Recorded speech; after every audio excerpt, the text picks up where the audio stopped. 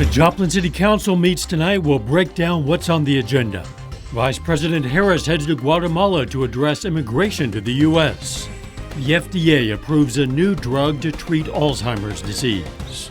The 4 states' most watched news starts now. Among the items on the Joplin City Council agenda tonight, COVID-19 and downtown parking. This is KOAM News at 5. KOAM's Chris Warner joins us live from City Hall with more. Well, as you mentioned, one of the items on the agenda is the discussion of the COVID response plan, specifically Phase 4, which deals with how to handle COVID moving forward. Later tonight, we'll break down what's next for the health department. Now, additionally, there's emergency ordinance to refinance $24 million in sewer bonds. The city is anticipating saving a significant amount of interest by refinancing the bonds that are out from 2010 to 2014. And on first reading tonight, an ordinance establishing 2 memorandums of understanding between the city and the Joplin School District for parking agreements for Memorial Hall. Even if that passes, it contains a clause that the agreements are contingent on voters approving bonds in the April 2022 election that would finance the Memorial Hall renovations. The council meeting is set to get underway at 6 o'clock, and we'll have more from that meeting tonight at 9 and 10. Reporting live from Joplin City Hall, Chris Warner, KOAM News. All right, we'll see you at 6. Chris, thanks. A Wednesday funeral service is planned for a retired Joplin fire chief who died last week. William Harry Gwynn had been with the fire department for 42 years, including 15 years as chief prior to his retirement in 1995. He was also active in many civic organizations. Gwynn was 90 years old. Nick Kelly joins us. Some of us got a bit of rain again today, Nick. Despite all of that, Dad, we were still able to keep things warm as this new work we got underway. Highs pushing into the upper 70s and lower 80s. We still have cumulus clouds out there from 7th and Rangeline trying to build up and try to produce some more random rain and thunderstorms. But the latest look at the storm tracker has maybe a shower around the Veda, south side of Stockton Lake, and our very far northern counties north of the US 54. Other than that, we saw that scattering of rain and thunderstorms again. Most of that will fade away once we get past sunset. That being said, our main upper low, while it's spinning across St. Louis, is actually feeling some severe weather to the south of us. Fortunately, we don't have to deal with that as we continue through the rest of the evening. Temperatures, a quick check, upper 70s and mainly lower 80s across the board. We'll fall through the 80s, 70s, ultimately into the upper 60s later on tonight, Dow. The warming trend will continue, plus some more rain chances to keep an eye on. We'll break down the week ahead here in a bit. All right, we'll see you then. Thanks, Nick. The U.S. has recovered millions of dollars paid in ransom to the Colonial Pipeline hackers. People briefed on the matter say the operation was led by the FBI in cooperation with Colonial Pipeline. The company's chief executive says it paid more than $4 million in the ransom demand, but it took steps to help investigators track the payment to a cryptocurrency wallet used by the hackers. Vice President Kamala Harris is in Central America working to address the causes of illegal immigration to the U.S. Meeting today with Guatemala's president, Harris will be putting her diplomatic skills to the test. Reporter Ed O'Keefe is in Guatemala City with the latest. On her first international trip as vice president, Kamala Harris told Guatemala's president her goal is to restore hope to the country's struggling residents. To let them know that they are seen, that they are heard. But behind the pleasantries, it's a high-stakes mission for the vice president to address the root causes of illegal immigration to the U.S. Do you consider the governments of El Salvador, Guatemala, Honduras, Mexico, or any other in this region to be corrupt? On the issue of corruption, the conversation that I had with President Giammattei today was very frank and very candid, and I think this is a quality that he and I appreciate in each other. As the two leaders were speaking, the Biden administration announced a task force to combat human smuggling and corruption in Central America. The Guatemalan President Alejandro Giammattei says what's driving migration from his country is the economy. People leave due to lack of opportunities. In our travels, we saw the everyday struggles of some people here. Lorenza let her oldest son go north to Houston, where he works and sends back money for the family. When was the moment that you knew he had to go to the United States? We saw that there were some who went who already have a house. They have clothes for their family. The vice president expressed compassion for those struggles, but delivered a blunt message. Do not come saying the border is sealed and undocumented migrants will be turned away. Ed O'Keefe, CBS News, Guatemala City. Kamala Harris continues her first trip overseas as vice president tomorrow in Mexico City, where she's going to meet with that country's president. An express train in Pakistan this morning barreled into another train that had derailed, killing at least 51 people and injuring hundreds more. Heavy machinery arrived to cut open some cars more than 15 hours after the crash. Rescuers carefully removed wreckage as they looked for anyone who might remain trapped. Pakistani military deployed troops, engineers, and helicopters to assist. The Duke and Duchess of Sussex have officially welcomed their second child. Prince Harry and Meghan Markle announced the birth of Lilibet Diana Mountbatten Windsor. Lilibet is a nod to Harry's grandmother. It was Queen Elizabeth's childhood nickname. Diana, of course, honors Harry's mother Diana, who died in a car crash when Harry was 12. The tiny royal, who will be called Lily, is 8th in line to the British throne. Coming up in Health Watch, for the first time in 20 years, the FDA approves a new drug for Alzheimer's disease. And later, the manufacturers of a now recalled infant sleeper testify in front of Congress after dozens of infants die while using the product. The FDA has approved the first new drug for Alzheimer's disease in nearly 20 years. Some are hailing it as a victory for people with the disease and their families, but some critics question if there was enough evidence to approve the drug. Reporter Femi Redwood has the latest. This is a new type of treatment for Alzheimer's disease. Biogen's aducanumab is given by infusion every 4 weeks, and researchers say it targets the disease in a way that's never been done before. The Alzheimer's Association calls the FDA's approval historic for patients and their families. It treats the underlying course of the disease. Amyloid is the sticky plaque that clogs up the brain. By removing that, it is assumed that the individual will have clinical benefit and improvements in cognitive decline. 6 million Americans are currently living with Alzheimer's disease in the U.S. Until now, other Alzheimer's drugs only manage symptoms. This treatment ushers in a new era in Alzheimer's treatments. And we know that a first-in-class drug invigorates the treatment pipeline overall. The decision to approve the drug comes despite objections from the FDA's independent panel of neurological experts. The Food and Drug Administration is not required to follow their advice. Dr. Caleb Alexander is an FDA advisor who recommended against the drug's approval. I think the jury is still out on whether it works, and there's a clear standard that manufacturers have to meet in order to gain market access. And in this instance, I think that the evidence is still quite murky as to the safety and especially the effectiveness of this product. The FDA is requiring the drug maker to conduct a follow-up study to confirm benefits for patients. The FDA could pull the drug from the market if the study fails to show effectiveness. Femi Redwood, CBS News, New York. Potential side effects of the drug include headaches, confusion, trouble walking, and falls. Dr. Alexander points out those are also symptoms of the progressive Alzheimer's disease. So that could pose a challenge for doctors and caregivers to figure out if a patient is experiencing them from the drug or from the disease. Mental health visits for new mothers jumped 30% during the COVID-19 pandemic, especially in the first 3 months after giving birth. A study in Canada found postpartum distress started to increase in March of 2020, with more patients reporting anxiety, depression, and substance abuse. Doctors now believe patients with active blood cancers have the greatest risk of dying from COVID-19. Records at NYU Langone show no increased mortality risk for people who had received cancer treatment in the past. And with more children being screened for celiac disease, the number of cases has doubled in the past 25 years.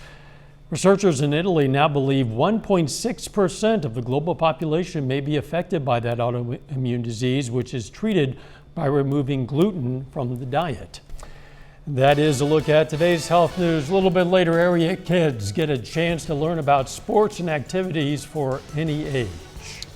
Even though rain chances want to continue for the next few days, thankfully our warming trend will as well. Forecast up next. Loosen your tie up.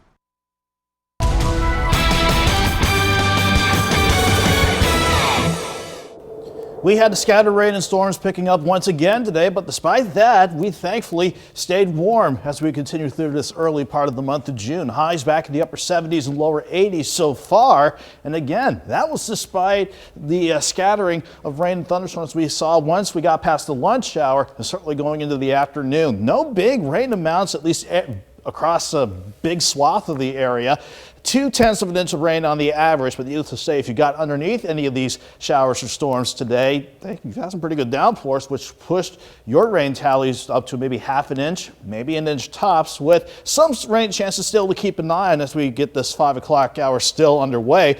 We can go a little bit closer on the radar. One shower trying to hold together in some form on the southern sides of Stockton Lake, one shower south of Nevada, but the more heavier echoes are popping up, let's say north of the US 54 corridor near Rich Hill, Mound City, and we're talking about areas north of Fort Scott and northeast of Viola. These are moderate to heavy pockets of rain and occasionally a few claps of thunder. Thankfully though, nothing severe. We aren't expecting that as long as our storm chances continue to start the evening out. 7th and range line, we're trying to see if more of these cumulus clouds can billow up and produce some more scattered showers and storms, but Joplin's dry right now, 80 degrees, feels like 83 with all that moisture in the air, measured by the dew point sitting kind of at a soupy 70 degrees. Everybody though managing a warm start to the evening, 85 in Chanute, 75 in Neosho, 72 in Milnet. Everybody mainly between the mid 70s and the lower to middle 80s. Everybody though will drop back through the 70s throughout the evening, down to 70 by midnight.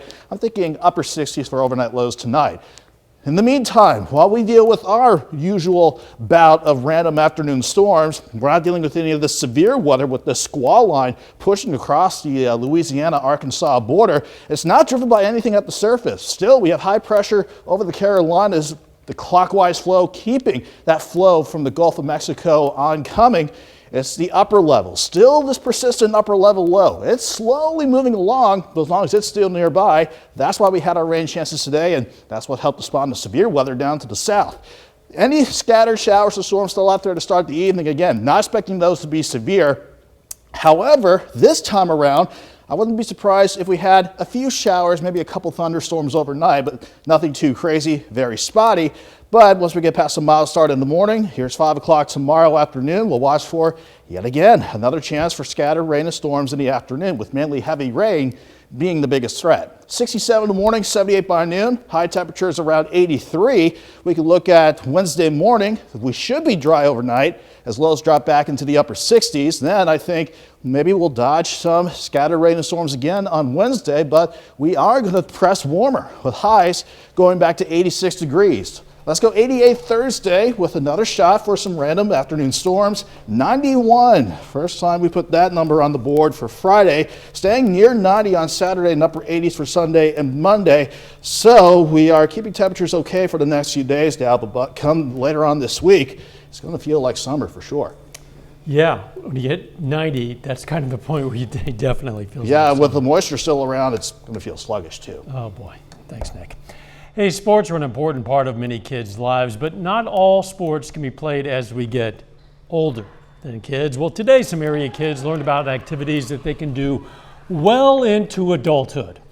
Missouri Southern hosted the Children's Lifetime Sports Academy. Some of the activities they learned about are martial arts, frisbee, and fishing.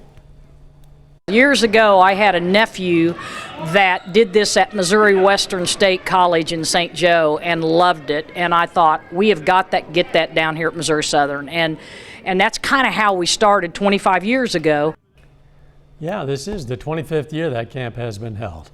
Coming up, a congressional hearing about recalled infant sleepers. First, though, we honor a local veteran. Albert Cullum served in the U.S. Navy. Fort Scott, Kansas native served in the USS Telfair. We salute storekeeper 2nd Class Albert Cullum, a 4-state hero. KOAM. The government says fewer Americans are citing the coronavirus pandemic as the reason for their unemployment challenges. The Labor Department said on Friday that 2.5 million people did not look for work in May due to COVID-19. That's an improvement over more than 2.8 million who cited the coronavirus as their reason in April. The heads of Fisher-Price and parent company Mattel took the hot seat today on Capitol Hill. A House committee says the child product manufacturers knowingly put profit over people's safety after dozens of babies died while using their now recalled Rock and Play sleeper seat. Deborah Alfarone reports from Washington, D.C. We trusted a name brand and we were wrong. Erica Richter says her baby Emma died while using the Fisher-Price Rock and Play sleeper. She became emotional during her statement to the House Oversight Committee. Now this is all I have left to remember my daughter. Her outfit from the hospital that still smells like her. A newly released report links dozens of infant deaths to the once popular sleeper in the 10 years it was on the market. Company executives say they're actually investigating as many as 97 deaths. The product was voluntarily recalled in 2019 in the U.S., though it was banned in Australia, the U.K., and Canada nearly a decade before that. This is a national scandal. It is breathtakingly irresponsible. The Rock and Play sleeper put babies at a 30-degree angle, though leading pediatricians say babies should sleep flat on their backs. The committee report shows that the company had no independent research showing that it was safe for babies to sleep at that angle. You only acted because you got caught red-handed, knowingly selling a dangerous product. But company executives say they did conduct research and other factors could be at play. The phenomenon of SIDS, which is one situation where young babies die suddenly. This is a nightmare for every young parent. In addition, in some cases, babies were not strapped. Now the company is recalling all its sleeper products, including the 4-in-1 Rock and Glide Soother, which has been linked to 4 infant deaths. Deborah Alfarone, CBS News, Capitol Hill. Federal lawmakers are pushing for changes to strengthen the consumer product safety. They say the law as currently written gives companies too much power to police themselves. United Airlines says it'll start requiring new employees to show proof that they're vaccinated against COVID-19. The rule will apply to candidates offered jobs after June 15th. The carrier says it'll evaluate any medical or religious reasons why a candidate can't be vaccinated. With the move, United is following the footsteps of Delta Airlines. A final check of the forecast next.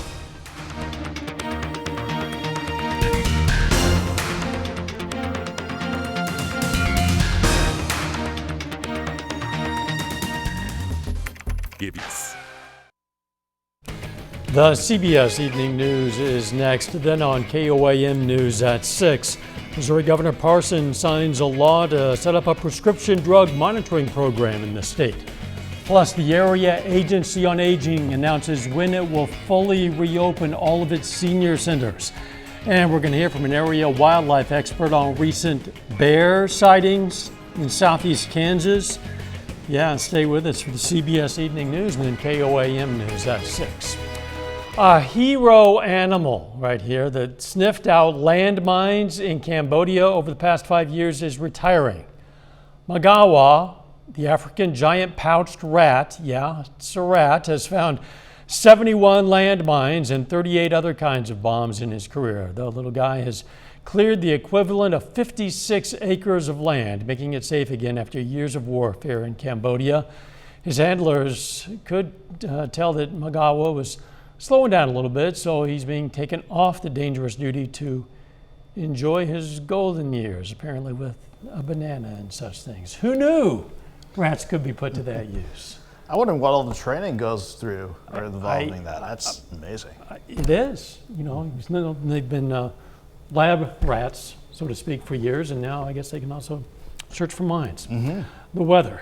Well, we're going to watch for some scattered rain and storms this evening. Dry to start the overnight, but I think we'll just do it all over again tomorrow. But we'll stay warm still with highs near 83.